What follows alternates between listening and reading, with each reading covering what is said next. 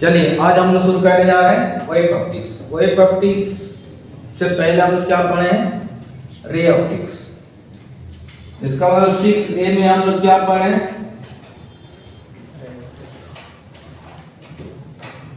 Ray optics, जो हिंदी में क्या बोलते हैं? किरण प्रकाशिकी। किरण प्रकाशिकी। अब देखो ऑप्टिक्स को हम लोग देखे थे दो पार्ट में, किरण प्रकाशिकी, और 6B में हम लोग क्या देखे थे? Wave optics. वेव ऑप्टिक्स जिसको हम लोग क्या बोलते हैं? तरंग प्रकाशिकी। तरंग प्रकाशिकी। अब देखिए सबसे पहले किस चीज का खोज हुआ था? 1600 ईस्वी में खोज हुआ था। What is light? प्रकाश क्या है? इसके बारे में सबसे पहले कौन साइंटिस्ट ने खोजा है? नाम याद है? सबसे पहले कौन साइंटिस्ट आए थे? न्यूटन। ये कितने ईस्वी का कहानी है? 1600 ईस्वी। 1600 ईस्वी की कहानी है।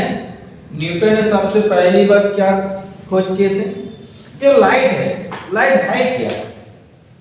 वो क्या बोले? ये आवेशित भारी कण है, लेकिन कण का नाम नहीं पता है कौन सा कण है भाई।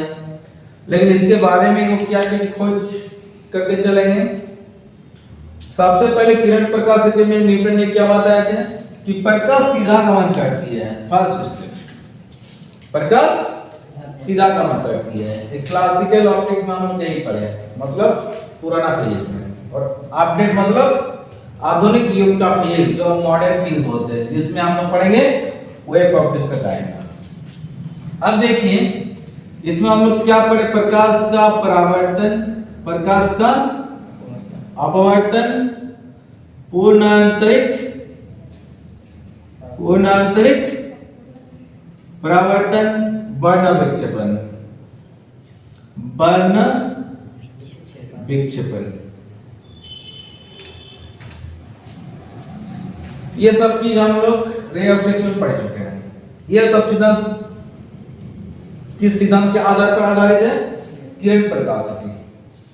अब देखिए इसके बाद कौन साइंटिस्ट आ गए? आगे हाइगन। कौन साइंटिस्ट? इसके बाद आ गए हाइगन। हाइगन ये 1700 ईस्वी में आगे कौन? हाइगन। इन्होंने क्या बोले कि निर्वात सहित सारा आकाश ईथर कोण से भरा हुआ है। कौन सा कण? ईथर कोण। कौन सा कोण जी?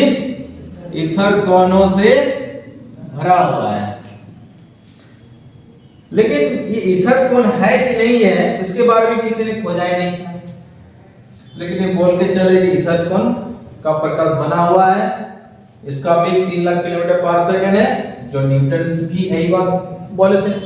लेकिन एक्चुअली 3 लाख नहीं होता है, 2,99,776 किलोमीटर होता है। हम लोग लिखते हैं 3 × 10⁸ मीटर पर सेकंड, मतलब 3 लाख लिखा जाता है राउंड फिगर में, लेकिन एक्चुअली 3 लाख किलोमीटर नहीं होता है।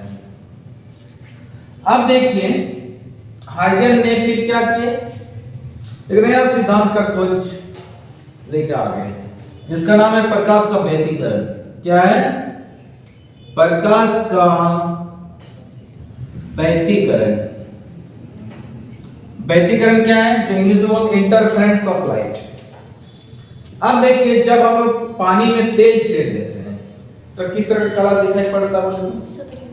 बहुरंगी जिसको बोलते हैं। बहुत सारे कलर रहते हैं, मतलब 7 रंग मिला हुआ रहता है। हम लोग किसको बोलते हैं? बहुरंगी। जैसे गिरगिट रंग बदलता है, वो नहीं बोलते इसको बहुरंगी है, लेकिन वो अंधेरे में नहीं बदल सकता है। कब देखें गिरगिट को? अंधेरे में वो रंग नहीं बदल सकते हैं जब तक वो सनलाइट ना गिरे। सनलाइट जैसे गिरेगा, प्रकाश का व्यतिकरण के कारण उसका रंग बदलते रहता है। वह इसलिए बोलते हैं कि गिरगिट रंग बदलता है, लेकिन रंग वो अपने से नहीं बदलते हैं, तो प्रकाश के द्वारा ये परिघटना होती है। अब देखिए मोर देखे, मोर को देखिएगा, जब गले के हिस्से वाला जब सनलाइट गिरता है तो गले के हिस्से वाला क्या होता है? बहुरंगी दिखाई पड़ती है। तो इसी परिघटना को हम क्या बोलते हैं? प्रकाश का व्यतिकरण। समझ में आया? अब देख कभी कभी पिच रोड में जैसे कोलकाता के सड़कों पे क्या होता है, तेल या ग्रीस गिर जाता है। जब सनलाइट गिरता है तो वहां पर भी बहुरंगी दिखाई पड़ती है। तो उसी परिघटना को हम लोग क्या बोलते हैं? प्रकाश का व्यतिकरण। तो जब ये प्रकाश का व्यतिकरण में क्या दिखा दिए, ईथर कोन का बना हुआ है प्रकाश, लेकिन ईथर कोन वास्तव में था ही नहीं। लेकिन उस जमाने में सही था, तब तक सही था जब तक कोई दूसरा साइंटिस्ट ना आए। वाह, इसके बाद देखिए फिर आगे फिर कौन साइंटिस्ट आया, चले देखते हैं। अब देखिए प्रकाश का व्यतिकरण में हाइगन ने क्या बोल दिया कि प्रकाश मुड़ता है। जब इसका पूरा डेफिनेशन मैथमेटिक्स हम लोग पढ़ेंगे डायग्राम के सारे, तो हम देखेंगे कि प्रकाश मुड़ता है, प्रकाश टान लेता है। वाह, तब देखे भाई न्यूटन का थ्योरी गलत पाया गया, लेकिन उस जमाने में सही था। अरे शुरुआत तो किए थे ना न्यूटन। अगर शुरुआत नहीं करते तो क्या हाई आते? कोई भी चीज का मेन चीज क्या होता है? शुरुआत। उसके बाद बहुत सारे एक्टर आते रहेंगे। समझे बात? अब देखिए हाइगन, हाइगन के बाद कौन आ गए? मैक्सवेल। ये 1 नंबर, ये 2 नंबर, 3 नंबर में कौन साइंटिस्ट आए? मैक्सवेल। मैक्सवेल कितने ईस्वी में आए? ये 1800 ईस्वी में आए। ये 1800 ईस्वी में कौन आ गए? मैक्सवेल। और मैक्सवेल ने क्या बोले? ये 2 सिद्धांत फिर लेके आ गए, प्रकाश का ध्रुवन और प्रकाश का विवर्तन। क्या किया? विवर्तन, जिसको बोलते हैं प्रकाश का विवर्तन, और दूसरा क्या? प्रकाश का ध्रुवन। अब देखिए विवर्तन क्या है, एक छोटा सा एग्जांपल के साथ इसको डील कर देते हैं। मान के चले घर है और यहां पर मान के चले दरवाजा है।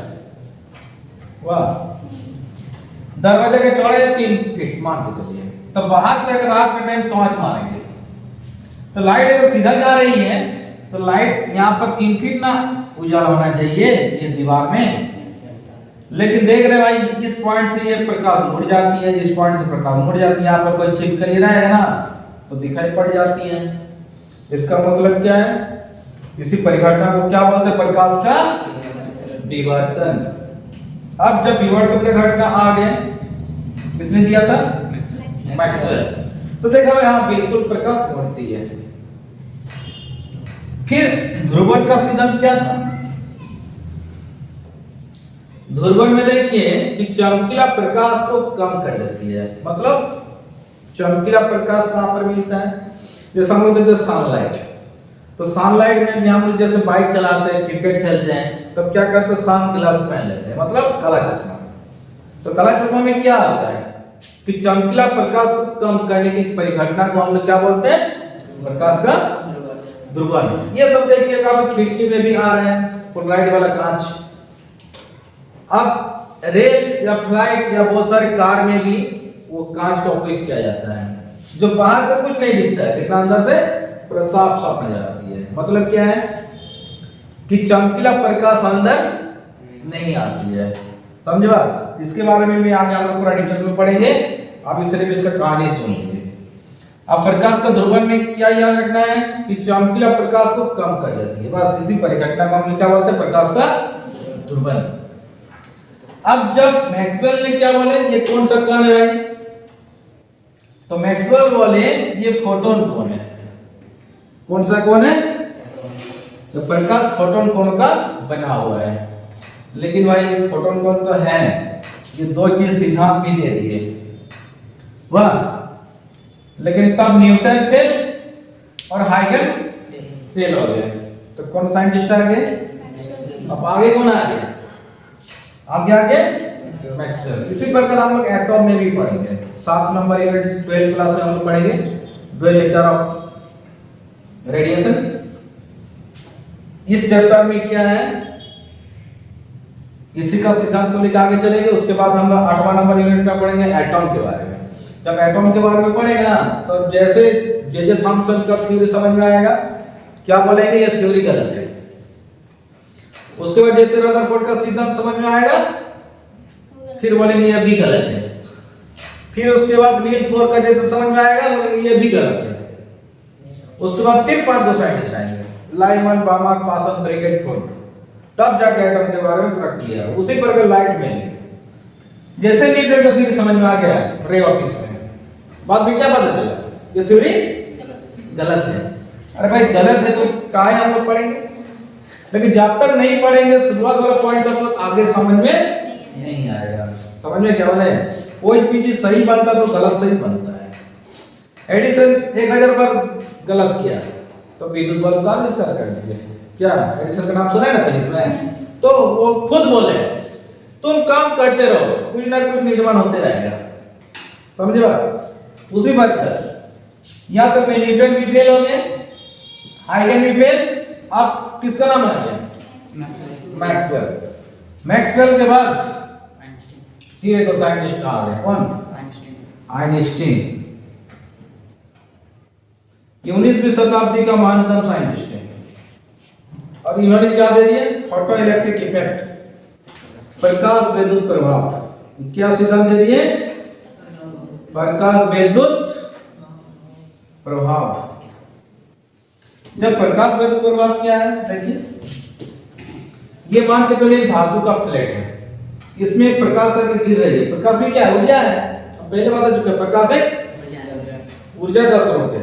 और हमारे संसार में सबसे बड़ा ऊर्जा का स्रोत क्या है? सन, सूरज। सूरज।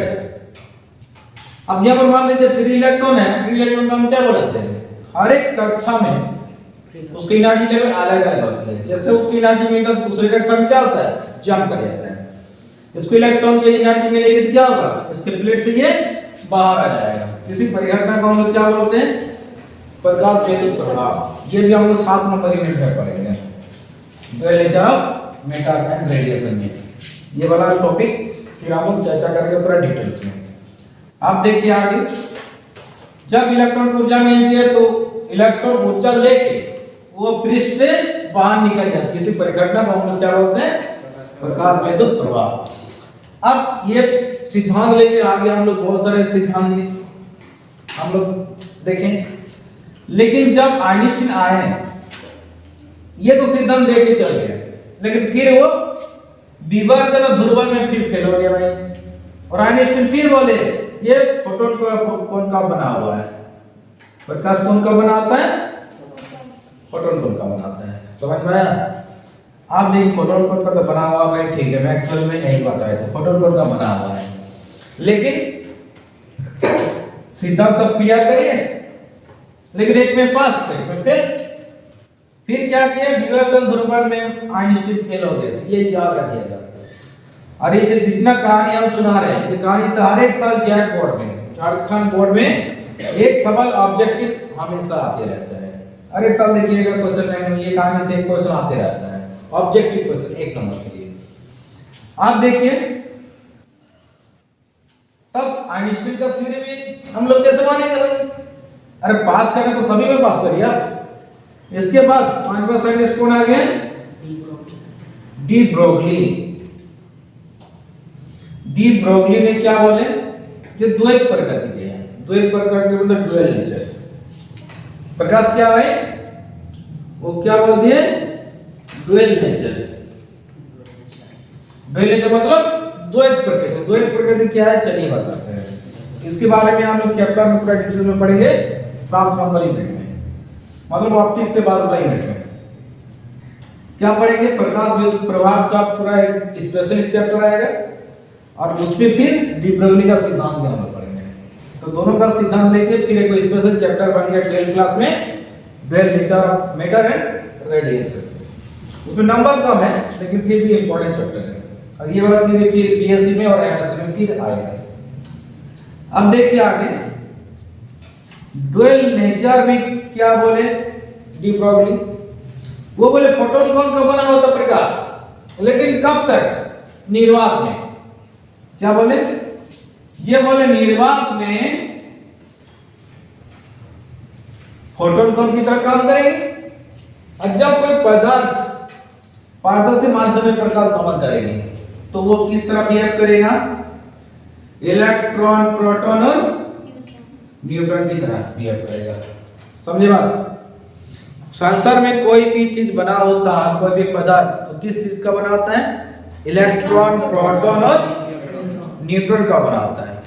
अब देखिए, जब पदार्थ में प्रकाश गमन करेगी तो पदार्थ की तरह बन जाएगा, मतलब इलेक्ट्रॉन प्रोटॉन न्यूट्रॉन की तरह बिहेव करेगा। और जब निर्वात में गमन करेगा तब फोटोन कोण की तरह बिहेव करेगा। ये दोनों सिद्धांत लेके चलिए। कौन? De Broglie. जिस कारण इसका प्रकाश का द्वैत प्रकृति आ गया, निर्वात में निर्वात की तरह और माध्यम में माध्यम की तरह। अभी हमारे गांव में भी ये सवाल पूछा जाता है कि प्रकाश का द्वैत प्रकृति किस साइंटिस्ट ने बताए थे? आप बोलिए। न्यूटन, हाइगन, मैक्सवेल, आइंस्टीन या डी ब्रोगली? De Broglie. समझ में आया? ये ज्यादा दिन का सीधा नहीं है। 19वीं शताब्दी के बाद, ये 1980 या 86 के आसपास ये सिद्धांत को पूरा किया था, मतलब 20वीं शताब्दी के आसपास, मतलब ज्यादा दिन पुराना नहीं हुआ है डी ब्रोगली का सिद्धांत। अब देखिए, ये जो सिद्धांत हम लोग जो देखें, कहानी सुने, तो पहला एक बार फिर से रिपीट कर देते हैं। न्यूटन 1600 ईस्वी की कहानी को पूरा क्या है, क्या क्या सिद्धांत देखे गए हैं? वो प्रकाश का परावर्तन, प्रकाश का अपवर्तन, फिर उसमें फिर प्रकाश का वर्ण विक्षेपण और प्रकीर्णन में फिर दूसरा साइंटिस्ट ने भी आके काम किए थे, सीवी रामन, ये सब आए थे। अब देखिए, रेले ने भी उसका सिद्धांत दिए थे, प्रकाश का प्रकीर्णन। अब देखिए, लेकिन शुरुआत किसने किए थे? न्यूटन। कितना ईस्वी में? 1600 के आसपास, मतलब 1600 ईस्वी इसको हम लोग बोलचाल लैंग्वेज में बोली जाती है। लेकिन उस समय के लिए सही था। हम लोग जो लोअर क्लास में पढ़े, अंडर 10th तक, किसका थ्योरी पढ़े? ये सब थ्योरी नहीं था, किसका थ्योरी है? जैसे हम 10th क्लास पास आउट जो किए हैं, तो उसमें भी प्रकाश के बारे में पूरा डिटेल्स दिया गया है। मतलब प्रकाश के बारे में क्या क्या है 10th क्लास में? प्रकाश का परावर्तन है, जो चिकना सतह पर प्रकाश परावर्तन होती है। प्रकाश का अपवर्तन है, वर्ण विक्षेपण है, पुनर्स्थित परावर्तन है, ये सब घटना है। लेकिन प्रकाश सीधा गमन करती है, उसका हम लोग बोलते हैं क्लासिकल फिजिक्स। किसका थ्योरी शुरुआत? न्यूटन। शुरुआत कौन है? न्यूटन। लेकिन उस सिद्धांत जो दिए थे उसमें बहुत सारे साथी साइंटिस्ट में भी काम किए थे, जैसे हाइगन के साथ भी बहुत सारे साथी साइंटिस्ट आके काम किए थे। लेकिन मेन साइंटिस्ट कौन है? हाइगन। जैसे आइंस्टीन का से भी साथी साइंटिस्ट है, प्लांक, लेकिन वो साथी साइंटिस्ट है प्लांक, लेकिन मेन साइंटिस्ट कौन है? आइंस्टीन। डी ब्रोगली का भी बहुत सारे साथी साइंटिस्ट है, लेकिन साथी साइंटिस्ट का नाम यहाँ पर उल्लेख नहीं किया जाता है, सिर्फ मेन साइंटिस्ट का उल्लेख किया जाता है। समझ में आया? जैसे यहाँ पर सवाल उठेगा कि प्रकाश क्या है, इसके बारे में सबसे पहले किसने खोजा था? तो सही आंसर क्या होगा? न्यूटन। सर आइजैक न्यूटन, या शॉर्ट लैंग्वेज में बोलिए क्या? न्यूटन। बस क्लियर। तो आज तक जो प्रकाश के बारे में जो अध्ययन करते हैं, जो प्रकाश के बारे में जो थ्योरी हम लोग पढ़ते हैं, तो किसका सिद्धांत पढ़ते हैं? लास्ट अल्टीमेट किसका? लास्ट में किसका है? De Broglie. आज तक के लिए सही है। फिजिक्स में बहुत सारे ऐसा भी परिघटनाएं हैं जहां अभी तक पूरा क्लियर कट नहीं आया। जैसे नाभिक के अंदर में कौन सा बल लगता है? आकर्षण बल कि विकर्षण बल कि गुरुत्वाकर्षण बल? इसके बारे में अभी भी रिसर्च चल रहा है, लेकिन हम लोग अध्ययन कर रहे हैं एटॉम एंड न्यूक्लियाई में। लेकिन बात क्या, बहुत सारे ऐसा भी सिद्धांत है फिजिक्स में, 5 से 6 सिद्धांत अभी तक खोज नहीं हुआ है, उसके बारे में रिसर्च चल रहा है, देखते कब तक आता है। लेकिन आज तक किसका थ्योरी हम लोग अध्ययन करते हैं? De Broglie. लेकिन इसके बाद डी ब्रोगली ने क्या बोले? आज तक के लिए मेरा सिद्धांत सही है, लेकिन इसके बाद भी कोई साइंटिस्ट लेकर आएंगे और इसका सिद्धांत को अगर प्रूव करके दिखा देंगे दूसरे सिद्धांत से, तो वो क्या हो जाएगा? इस सिद्धांत तक फेल हो सकता है। लेकिन कोई दूसरा साइंटिस्ट आएंगे, दूसरा सिद्धांत दिखाएंगे तब ना, जैसे दिखाते गए तो एक के बाद एक फेल होते गए। इसी प्रकार डी ब्रोगली में बाद में यही बात बोले कि आज तक मेरा सिद्धांत सही है, इसके बाद भी कोई दूसरा साइंटिस्ट आएंगे, दूसरा सिद्धांत देंगे, प्रूव करके दिखा देंगे, तो मेरा सिद्धांत भी फेल हो सकता है। इसलिए फिजिक्स का थ्योरी क्या बोला जाता है, इवर डायनामिक, मतलब परिवर्तनशील, कि आज तक जो खोज हुआ है आज तक के लिए सही है, कल जो आएगा सिद्धांत हो सकता है ये थ्योरी को भी हम लोग गलत मान सकते हैं। समझ में आया? तो बस यही था वेव प्रॉपर्टीज का कहानी का शुरू। समझ में आया? तो यही था कहानी।